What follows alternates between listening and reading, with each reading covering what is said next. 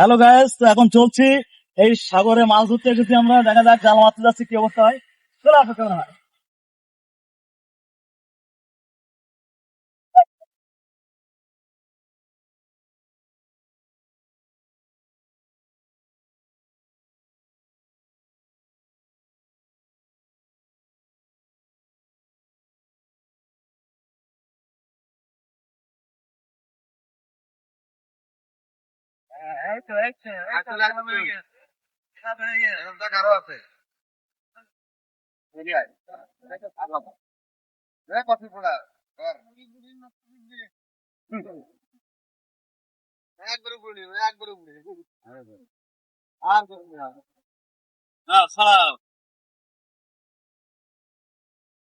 এই যে বন্ধুরা দেখতে পাচ্ছেন,